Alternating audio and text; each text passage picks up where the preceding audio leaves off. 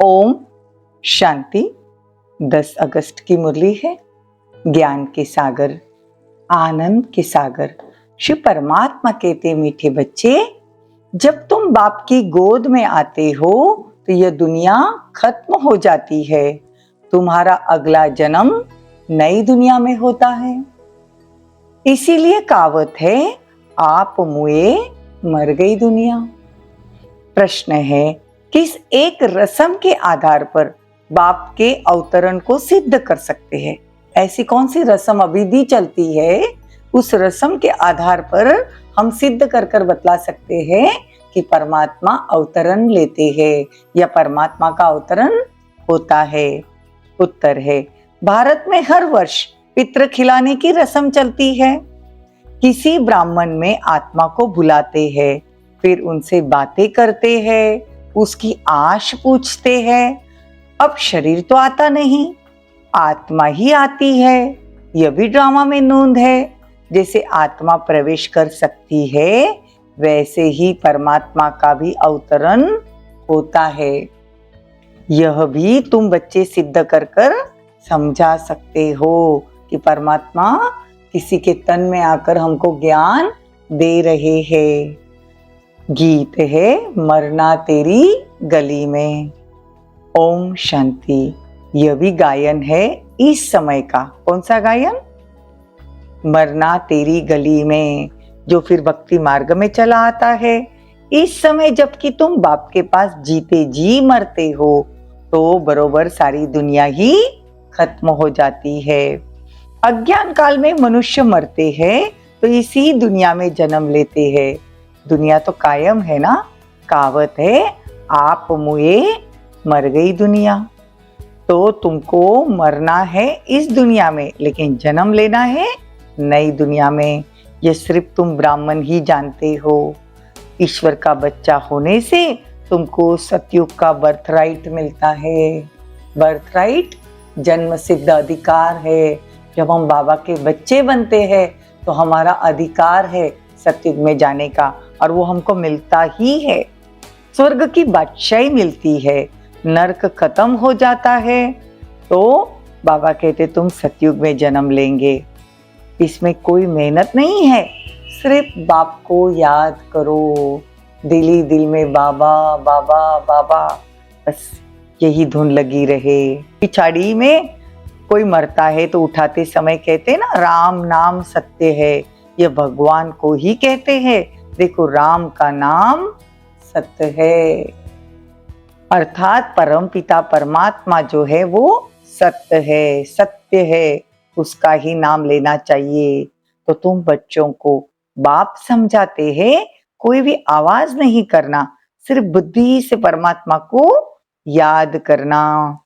उससे क्या होगा? हम बाबा के गले के हार बन जाएंगे। गाया भी जाता है ना, रुद्रमाला। राममाला तो नहीं गाते, रुद्रमाला में पिरोने के लिए इस रुद्र ज्ञान यज्ञ में बैठे हो। कल्प पहले मुआफिक, कल्प पहले मुआफिक मतलब 5000 साल पहले भी ऐसे ही हमने बाबा से सतयुग का वर्षा लिया था। बाप को सर्वव्यापी कहना बिल्कुल रॉन्ग है।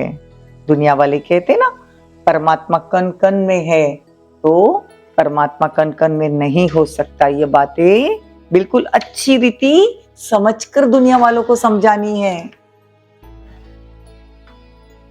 अब बाप इस बेहद के घर में आया है, यहाँ विराजमान है। कहाँ? ब्रह्मा के तन में। इसलिए कहते ना कि मैं इसके तन में प्रवेश किया। जैसे ब्राह्मणों को पितरों को खिलाते हैं, समझो कोई अपने बाप के पितर को खिलाते हैं, तो आत्मा कहेंगी मैं इनमें आया हूँ। पहले ये रस्म रिवाज बहुत चलती थी। पितरों को खिलाते थे तो उनमें ब्राह्मणों को खिलाते थे, तो पितर उसमें आते थे और उससे पूछते थे कि आपकी आश क्या है। तो बाबा कहते इससे सिद्ध कर दुनिया वालों को भी बताओ कि ये भी ब्रह्मा के तन में आया है, इनमें प्रवेश कर उनको पूछना चाहिए। तो बाबा कहते हैं कि बाबा को आप हर बात पूछ सकते हो, बाबा हर बात का जवाब देते हैं। तो ब्राह्मणों को बुलाकर उनको हीरे की फुल्ली भी बना कर देते थे। पहले ब्राह्मणों के तन में वो आत्मा आती थी, तो अगर स्त्री मर गई है तो फिर उसको वो आत्मा समझकर उस ब्राह्मण को वो फुल्ली देते थे। तो बाबा कहते यहाँ भी देखो तुम भोग लगाते हो तो सूक्ष्म वतन में आत्मा आती है, यह बिल्कुल नई बातें है। जब तक कोई अच्छी रीति समझ न जाए तब तक मनुष्य को संशय पड़ता है कि यह क्या करते हैं। जैसे बाबा कहते हैं मैं तो ब्राह्मण धर्म स्थापन करता हूँ, यह तो पतित पावन है। पावन आत्मा ही आकर धर्म स्थापन करती है, परंतु सतो प्रधान आत्मा को फिर सतो रजो तमो में आना है। इस समय सभी आत्माएं कब्र दाखिल है। अभी तुम समझते हो बराबर इस समय सारी दुनिया जड़जड़ी भूत हो गई है, लास्ट स्टेज चल रहा है। बनियन ट्री का मिसाल, वड का जो पेड़ होता है वो इतना पुराना इतनी बड़ा रहता है, उसकी जो जड़ें होती है वो कितने किलोमीटर दूर चली गई होती है, पता भी नहीं चलता कि उसकी जड़ें कौन सी है। उसका फाउंडेशन तो जैसे सड़ गया है। तो बाबा कहते यहाँ भी ऐसा है, देवी देवता फाउंडेशन है नहीं, बाकी टाल टालियां है। टाल टालियां मतलब और सब धर्म है, और बाकी सब धर्म है, मुस्लिम है, क्रिश्चियन है, बौद्धी है, सब धर्म है, लेकिन देवी देवता धर्म है नहीं। तो बाबा कहते फाउंडेशन नहीं दिखाई दे रहा, बाकी टाल टालियां पेड़ खड़ा है। तो बाबा कहते फाउंडेशन मतलब आदि सनातन देवी देवता धर्म जड़ है ना, तो बीज हो तो फिर स्थापना भी हो जाए। चलो देवी देवता धर्म गायब भी हो गया है, लेकिन अगर बीज है तो फिर वापस वो पेड़ खड़ा होगा। तो बीज तो शिव बाबा है, वो आकर आदि सनातन देवी देवता धर्म की वापस स्थापना करते हैं, वापस पेड़ लगाते हैं। तो बाप कहते हैं मैं फिर से आकर आदि सनातन देवी देवता धर्म स्थापन करता हूँ। भारत जो ऊंचे से ऊंचा था उसको अब ग्रहण लग गया है। काम चिता पर बैठने से इस समय तुम्हारी आत्मा काली हो जाती है, और फिर तुम ज्ञान चिता पर बैठ गोरे बनते हो, तुम श्याम बन गए हो। बाबा आकर सुंदर बनाते हैं। तो बाप कहते हैं कि बच्चे निरंतर मुझे याद करो। सूक्ष्म वतन में वैकुंठ का शुभी रस बाबा तुमको पिलाते हैं, बगीचे के आदि के साक्षात कराते, मतलब सतयुग के साक्षात्कार कराते हैं।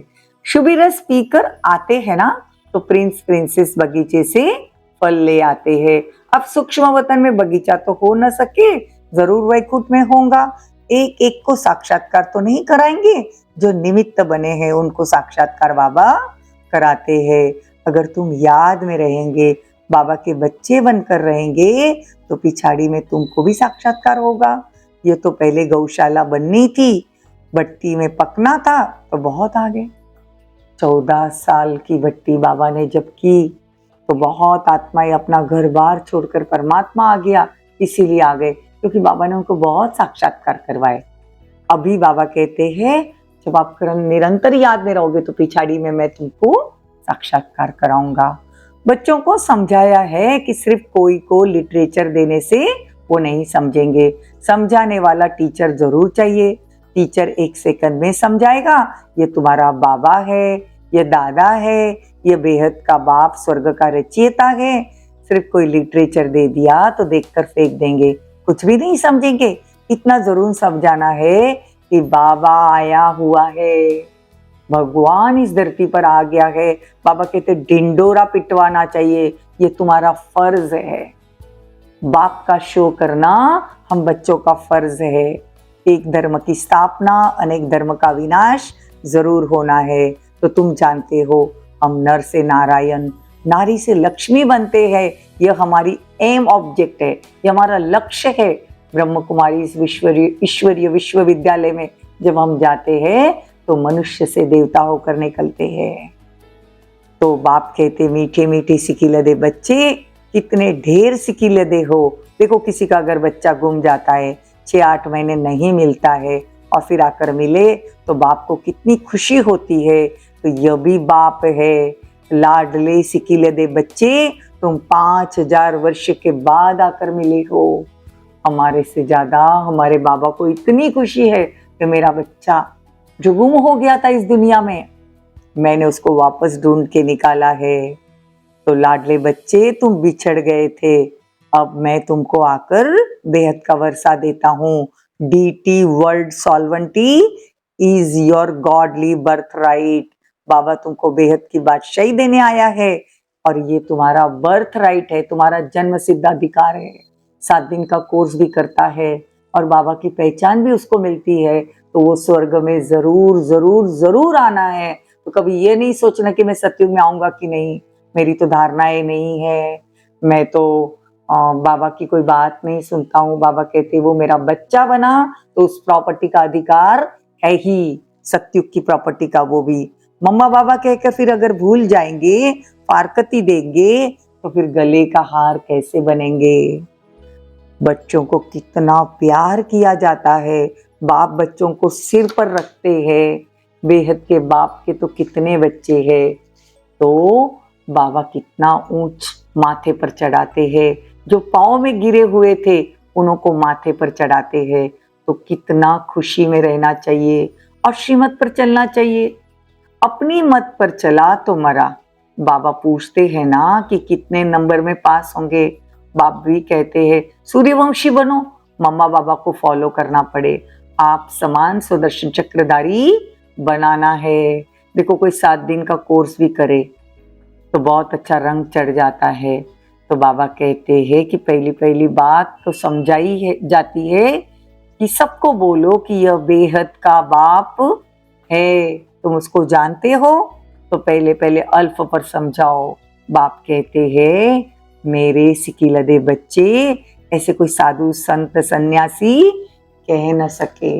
मेरे सिकिलदे बच्चे, सिकिलदे मतलब बिछड़ा हुआ, 5000 साल के बाद हम परमात्मा के बच्चे बने हैं, तो वो हमको मिला है। जानते हो हम ही स्वर्ग के मालिक थे, फिर हम ही बनते हैं। स्वर्ग में जाना जरूर है, फिर पुरुषार्थ अनुसार उच्च पद पाना है। स्वर्ग में जाना जरूर है। 7 दिन का कोर्स किया, शिव बाबा की पहचान मिली, उसका बच्चा बने तो स्वर्ग में जरूर जाएंगे। लेकिन फिर भी बाबा कहते हैं अगर सतयुग में भी उच्च पद पाना है, रॉयल फैमिली में आना है, तो फिर पुरुषार्थ करना पड़े, मुरली रोज सुननी पड़े। अच्छा, मीठे मीठे सिकिलदे बच्चों प्रति माता पिता बाप दादा का याद प्यार और गुड मॉर्निंग। रूहानी बाप की रूहानी बच्चों को नमस्ते। हम रूहानी बच्चों की रूहानी माता पिता बाप दादा को याद प्यार, गुड मॉर्निंग, नमस्ते, थैंक यू, बहुत बहुत शुक्रिया। धारणा के लिए मुख्य सार, माता पिता को फॉलो कर आप समान बनाने की सेवा करनी है, सुदर्शन चक्रधारी बनना है और बनाना है। स्व का दर्शन करना है कि मैं सतयुग में देवी थी, सतयुग त्रेता में मेरे इतने राज्य भाग्य थे, फिर मैं द्वापर से मेरी मूर्तियों की पूजा शुरू हुई, फिर संगम युग पर भगवान का परिचय मिला तो मैं ब्राह्मण बन गई, और फिर मैं फरिश्ता, मैं फिर वापस देवता। ऐसा स्व का दर्शन करना है। बाप के गले का हार बनने के लिए बुद्धि से सदैव बाप को याद करना है। आवाज नहीं करनी है, याद की धुन रहनी चाहिए। वरदान, देह अभिमान के त्याग द्वारा सदा स्वमान की स्थिति में स्थित रहने वाले सम्मानधारी भवो। देह अभिमान के त्याग द्वारा, देह का भान छोड़ना है, उसका त्याग करना है, और सदा स्वमान, जब अपन इतने अच्छे स्व को मान देने वाले स्वमान कहे, जैसे मैं मास्टर सर्वशक्तिवान हूँ, मैं परम पवित्र आत्मा हूँ, मैं बाबा के आंखों का नूर हूँ, मैं महान आत्मा हूँ। तो बाबा कहते हैं अगर ये स्वमान में रहेंगे तो स्वतः ही सम्मान मिलता रहेगा। जो बच्चे इस एक जन्म में देह अभिमान को त्याग कर स्वमान में स्थित रहते हैं, उन्हें इस त्याग के रिटर्न में भाग्य विधाता बाप द्वारा सारे कल्प मतलब 5000 साल के लिए सम्मानधारी बन जाते हैं, उसका भाग्य प्राप्त होता है। आधा कल्प प्रजा द्वारा सम्मान प्राप्त होता है, फिर आधा कल्प भक्त द्वारा। देखो आधा कल्प प्रजा द्वारा मतलब सतयुग त्रेता में प्रजा भी हमारा सम्मान करेगी, और आधा कल्प द्वापर से जब हमारी भक्ति शुरू होती है तो भक्त भी हमारा सम्मान करते हैं। और इस समय संगम पर स्वयं भगवान अपने स्वमानधारी बच्चों को सम्मान देते हैं। दुनिया वाले हमको नमस्ते करे या न करे, दुनिया वाले हमको फोन करे या न करे, लेकिन भगवान हमको सम्मान देते हैं। इसके लिए क्या करना है? स्वमान और सम्मान दोनों का आपस में बहुत गहरा संबंध है, इसीलिए सदा स्वमान में रहो। कोई ना कोई स्वमान में जरूर रहना है। स्लोगन: हर कदम में बाप की, ब्राह्मण परिवार की दुआएं लेते रहो तो सदा आगे बढ़ते रहेंगे। ओम शांति। ओम शांति।